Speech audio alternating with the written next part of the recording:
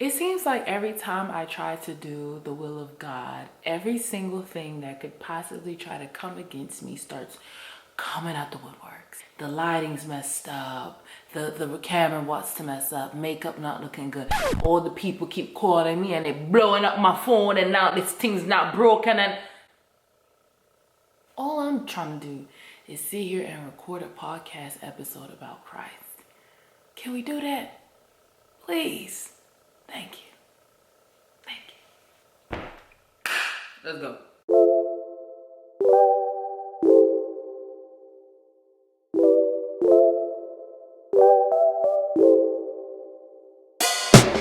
Welcome to another episode of the Sugar Free TV podcast. It is your host, Chai Chili, aka Chelsea, aka Chili Baby, aka a child of God, aka a woman of God, aka that bad girl that look good and pray good too. Yeah, talk to me.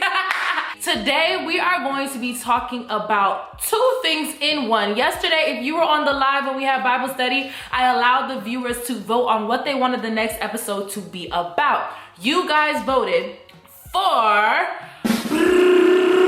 friendships. This episode was either going to be about friendships or was it going to be about gossiping? Gossiping or friendships? Unity or division? And in the same breath, you guys said, you know what? A lot of gossiping happens in friendships, so why not touch on both? As always, we're gonna make sure that we refer to the Bible. We are not just rapping, we're not just chatting, we're not just yappa yappa yappa. Shanice, your mouth is doing yappa yappa. Shanice, yeah? Your mouth is moving a lot like a rat. Yappa yappa yappa yappa. We're not just doing the yappa yappa thing, yeah? We're gonna be getting real factual, hard facts and evidence from the book of life, from the Bible, so that we can be able to apply verses to our lives and as we navigate throughout this journey. So I feel like when it comes to friendships, some of the biggest lessons that I have learned have come from my different friendships. And this goes back to, you know, friend groups that started in kindergarten, and then it goes into high school, and then it goes into college, and even as an adult. I've had different types of friends and I've had different seasons of friends. But what does friendship look like from a Christian perspective? What does having certain type of people around you do for you in a positive light and in a negative light? So I'm just gonna talk about my journey with friendships and a little bit just about my personal experience and obviously my spiritual experiences as well. I have always believed that I have a really big heart, you know, when it comes to people in general, but especially when it comes to my friends. And so obviously, you know, going back to like primary school, I had a lot of friends of different races, different ages, different, you know, genders. When you're young like that, the friendships are not as dense. You know, what really brings you guys together is your environment. And that is so critical, not just in your youth, but even as an adult. Sometimes you have to be aware of the fact that the reason that you and these people are friends are solely because you're in the same vicinity. Not necessarily that you guys are meant to be locked in with each other, but because you are at the same school, or because you're in the same group, or because you're in the same city, or because you're at the same church, or whatever the case may be, you are in this community, right? And because you guys have both, for whatever circumstances, been placed in the same room, this is why, and this is how the friendships grow. So obviously, as a kid, we were all kind of just put into classes randomly, right? Who's to say I wouldn't be best friends with Sally Sue if I would have been assigned to her teacher? But I had a different teacher, so all of my friends was Billy Bob and Gracie Goo, and all of my friends were originated because we were in the same class. We were in the same state, we're in the same city, we're in the same school district, and this is how the bond's created. And I think that although that's so beautiful, because I feel like there's no pressure to be friends. It's like, you're here, I'm here, I like to play, you like to play, you like to talk, I like to talk, why not us connect, right?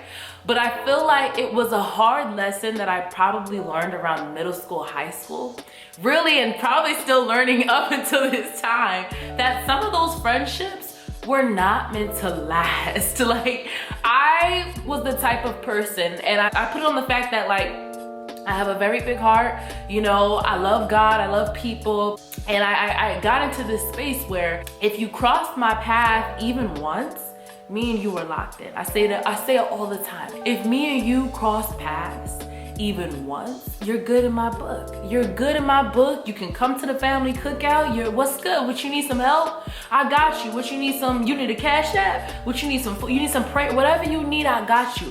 And I did this from a very loving place, right? But it was as I got older that I realized that certain friendships are only supposed to be for a season, right? Just because you guys were in the same class from kindergarten to high school does not mean that you are supposed to continue that friendship from college and therefore. Just because you guys were best friends at a certain period of time doesn't mean that that relation has to continue. Now hear me when I say this. Some of the most beautiful relationships are the ones that have the most longevity, right? There's something special about those people that you've known since you were 5 years old. And now you're all 26, 27, and you still keep up with each other. It is so beautiful. There are people that I met in kindergarten that I'm like, oh yeah, me and her, we've been knowing each other since the beginning of time. But to be honest, a hard pill I had to swallow was understanding the placement that people put me in their friendship categories. I was looking at people and saying, well, I've known you since I was 5 years old. You can come to the cookout. You can get an invite to my wedding. But I was kind of delusional. And I was delusional because I felt like just because someone was in my story, they were meant to stay in my story. And they had a very high status and a high positioning in my story. I say this all the time. People are going to cross your path your entire life. People are going to come in and out of your life your entire life. Some people are just extras. And I don't say that in a demeaning way, but I say that to say that not every person in a movie needs lines. Not every single person in a movie needs roles. Some people were hired just to walk by. Some people were hired just to wave hello. Some people were in your life to create a plot twist and go. Have you ever watched a movie and every single person had a line? Imagine if somebody went to the park and every single person wanted to step up and say something. No, it is the same thing when you look at your friendships and really just the people around you. Some friends were meant just to be a good friend in that moment, and that was it.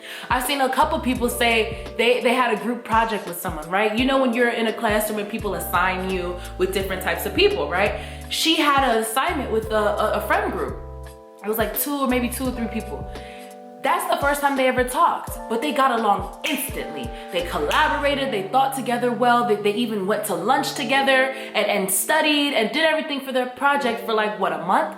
And then after that, she said she saw the young ladies and they walked right past her.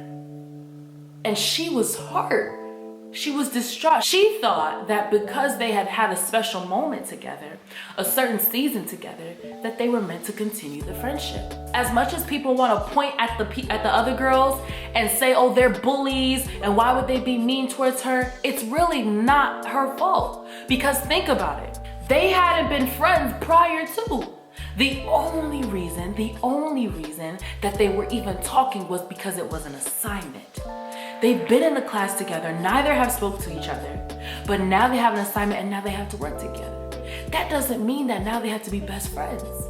And so part of growing in your friendships, not just on a spiritual level, but just on a personal level, you have to be realistic. You cannot be delusional with your friendships.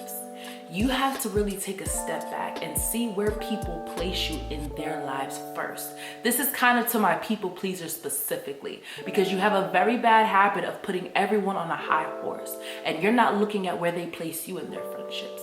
So this is where discernment comes in. Glory be to God for discernment, because now, especially when you know and you read verses like when it says that not everything that glitters is gold. And when you understand that sometimes, not even sometimes, but there will be people in your life that are really wolves in sheep clothing. You need to commit yourself to prayer to understand who are the people around me. And I started talking about it on a very primary level, right? Whenever you're a kid. But as you grow, your friendships begin to be super, super critical. Right? It's okay for me to go over to Nicholas's house when I was 6 years old, and it's okay for me to go to Diana's house when I was 10 years old and spend the night and spend all this intimate time and share all my deepest, darkest secrets. But now that I'm an adult, now that I'm transitioning to middle school, then to high school, and especially college, it begins to get really critical. And why does it get really critical? It's because even when you're a kid, the friends that you keep around you can influence you. But it's super important when you start getting older. Because when you get older, there are more consequences for the actions and the things that you choose to do. You and your friend can decide, oh, we're gonna play a little longer and run out. And even though the teacher said to come in, we wanna stay outside.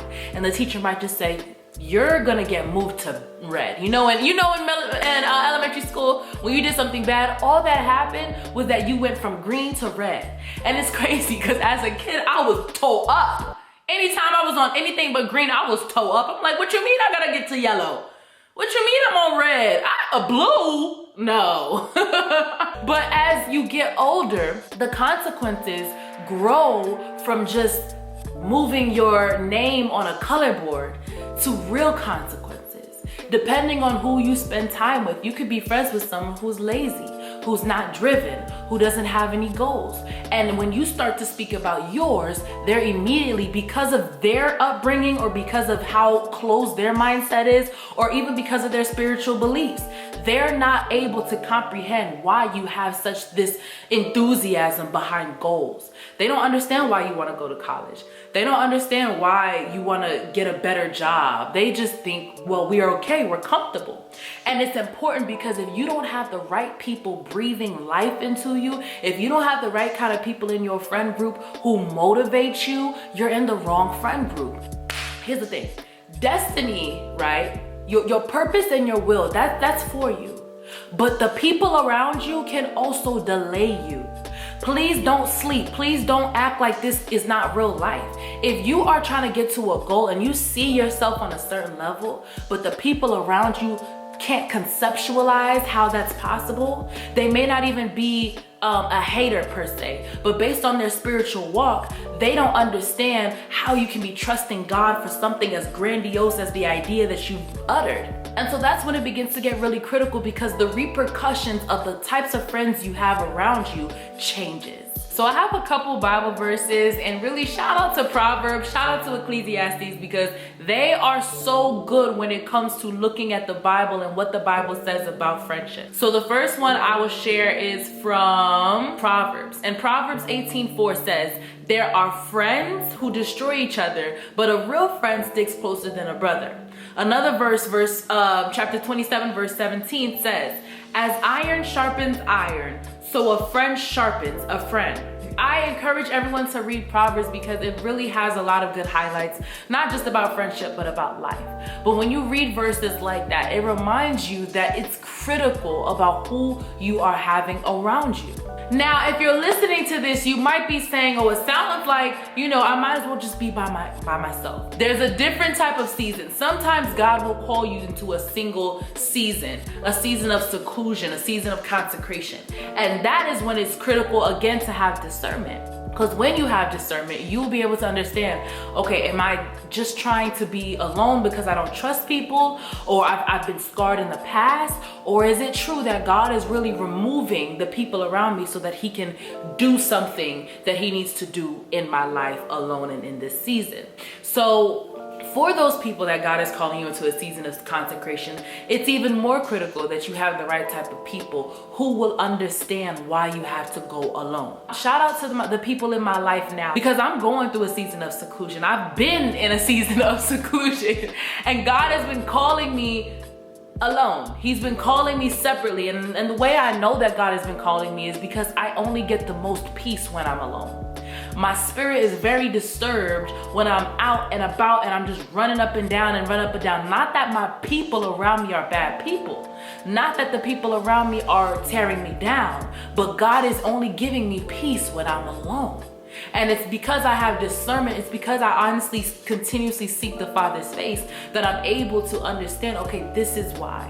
This is why I can't have people around me right now. Not because people are wicked or not because I hate anyone, but because God is calling me to a season of seclusion so that I can be consecrated, so he can tell me something, so that I can hear and receive something.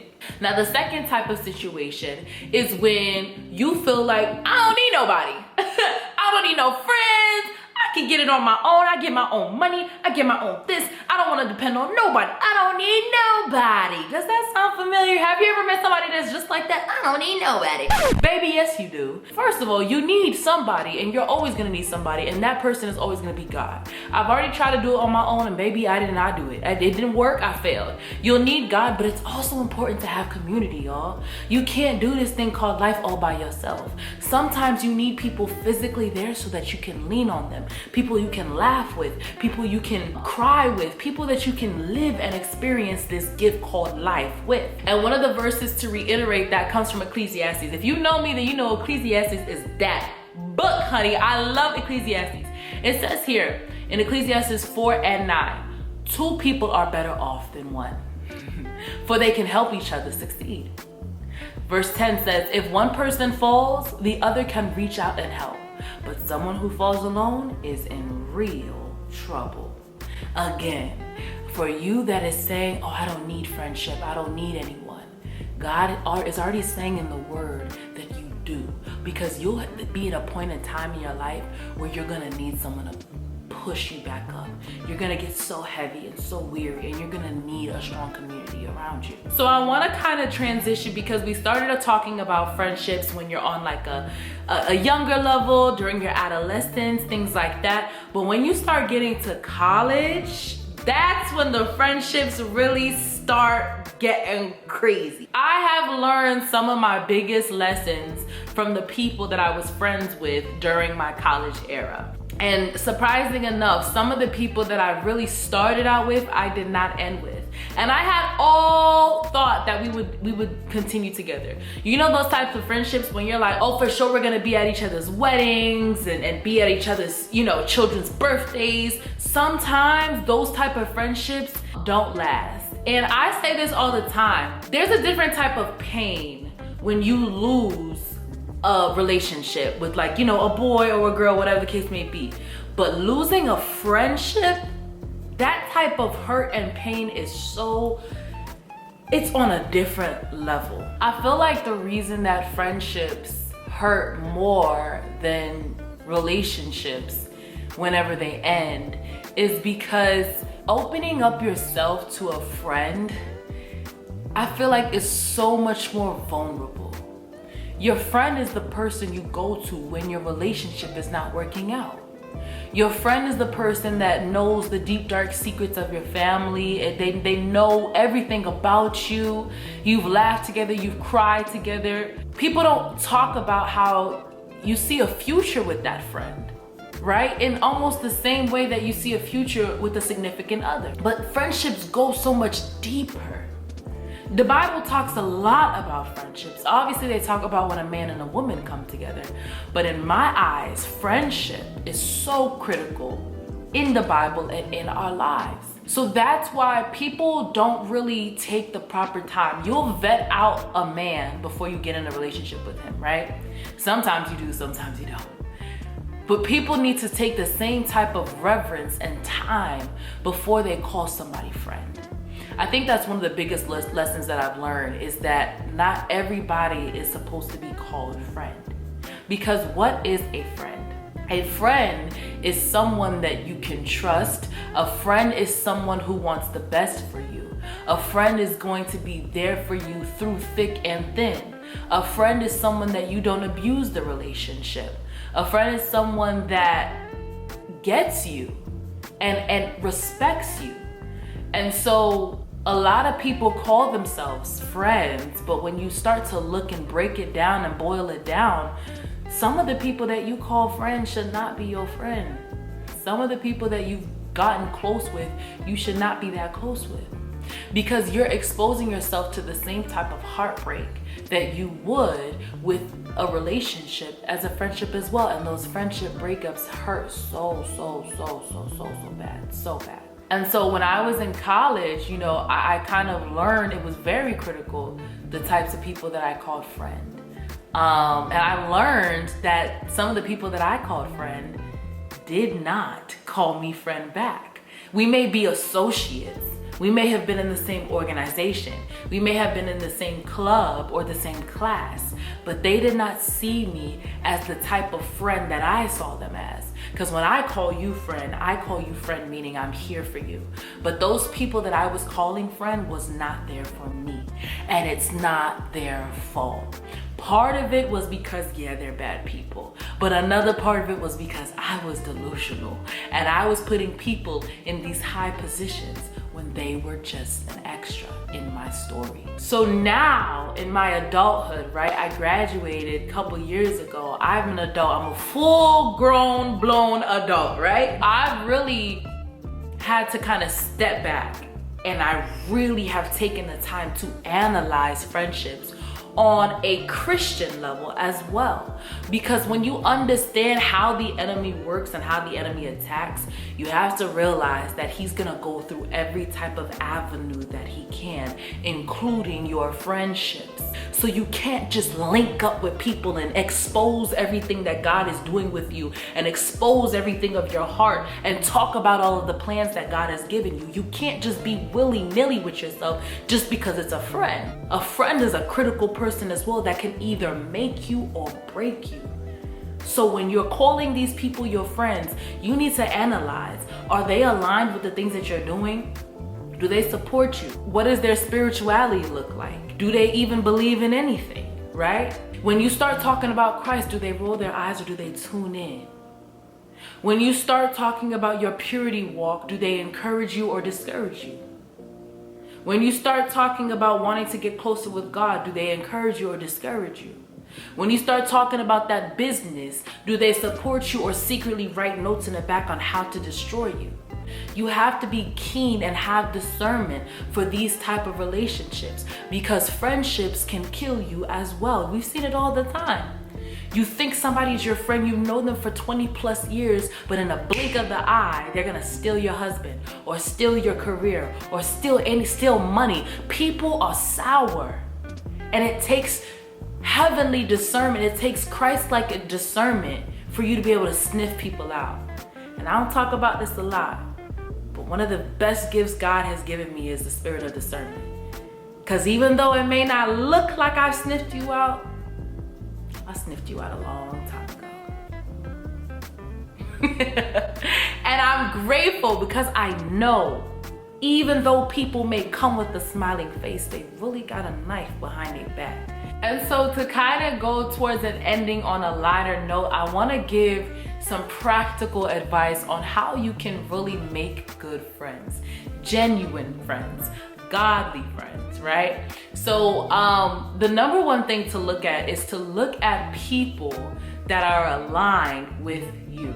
And this is not necessary, I'm not even really talking about a physical, I'm not talking about look like you or anything like that, but the mind is a very critical part about everyone in our journey. So it's really good to try to find people who think the same way you think, and not necessarily only people who agree with you, but people who, if you're an outside of the box type of thinker, then it's good to be aligned with people who also think outside of the box, people who are able to put themselves in different perspectives, and people who are able to put their mind somewhere further. I'm not a judgmental person. I like to be aligned with people who are not judgmental as well. I'm a person who likes to have a lot of fun. I like to dance. I like to sing. I like to be creative. It's good for me to be around people who are also creative. So when I start talking about a new dance concept, they're not going to kill my dream. They're not going to kill my vision, because they as well for themselves have those similar type of visions and see themselves in different lights. When it comes to spirituality, it's a very key thing. And especially, I need to say this because it's not that you should only be with people who believe in the same thing that you believe in. Because people say, well, Jesus was on earth, right? And he was with thieves, right? But Jesus didn't change his thinking to be like thieves. Thieves wanted to be like Jesus. Thieves wanted to be around Jesus because Jesus was the light. It's like a double-edged sword because like at the same time, y'all, God accepts everyone. So when you look at my friends, not everybody is on the same spiritual level. We are all really on a spiritual journey. But I have friends who maybe don't believe in what I believe in. I have people who believe in what I believe in, but they not maybe doing the same things I'm doing. That doesn't make me any greater or less than them, and vice versa. I'm open to everyone who is coming with a loving heart. So it's not in a place to say that, oh, if this person is a Seventh-day Adventist or if this person is a Catholic, that you can't be friends with him. No, at least not for me. That's not what I believe in. But also, it's good to be around people who have the same beliefs as you. Because when I'm sitting here depressed or when I'm sitting here stressed out, I want somebody in my corner to say, well, hey girl, I know you're going through something right now. I'm gonna help you in a practical way, but I'm definitely gonna help you in a spiritual way. It's not like you can't pay your bills and I'm just gonna say, okay, pray about it. If I can help you financially, I'll help you. But I need you to understand that we need to take things to God first. I need a take things to God first type of friend group. I need people who understand that God is at the head of every situation. So it's good to be around people who believe in the same things that you believe in, so that when times get rough, they're able to go back to the word and able to encourage you with the word and with the truth. So I think the concept of friendship is something that, like I said in the beginning of the video, I'm growing and learning about friends every day. I've lost some really close friends and I've gained some friends really, really quickly. In the blink of an eye, I just made a new friend a couple days ago. And so friends will come and go throughout your journey. Friends will come, friends will go. You'll have seasons with friends for years and some for months. Some will continue and some will end, right? But I always look at life as a journey and experiences. So even if I'm not friends with someone anymore, it's not that I have any ill will. I don't have any ill will for anybody. I love them, right? But they're just not a part of my story anymore. And I'm not a part of their story anymore. I'm not greater than and they're not greater than. I'm not less than and they're not less than. It's just a part of life and a part of what friendship is all about. Being able to grow apart, but not against. You know what I mean? Like, I'm not against you. I'm just growing in a different direction than you. And you're growing in a different direction than me. And I'm gonna allow you to make your choices and put yourself in positions, and you're gonna allow me to do the same. And when I see you growing and flowing in the wind, I'm gonna say, what's up? How you doing? How you feeling? God bless you. And we're gonna keep growing in our different directions. Does that make sense? And then there's gonna be people who y'all are growing in the same direction. And y'all are able to intertwine with each other and lean and curve with each other. And then there's gonna be a point in time where you might go apart but come back. Different types of friendships on all different types of branches. And it's so beautiful. And it's one of the lessons that I hold near and dear to me is discernment and who to keep around you and who you have to love at a distance. So I hope you guys enjoyed this episode of the Sugar Free TV podcast. I definitely said we were going to talk about gossiping as well, but it seems like friendship won the conversation and we focused on friendship. The next episode or episode in the future, we will talk about gossiping, what that consists of and what that does to us. If you're watching this on YouTube, wagwan popcorn, like, subscribe, share, comment, and subscribe. If you're watching this and you haven't subscribed, what are you doing? Subscribe to the Young Gals channel, all right? And at the end of the day, as you're going throughout this Christian journey, make sure you put God first. Make sure when you're talking about friendships, before you even get into a friendship, make sure you invite God first so that you can have discernment when it comes to friends. I love you. I will see you next time on the Sugar Free TV podcast, on the YouTube channel, wherever you're watching this. I love you. Bye.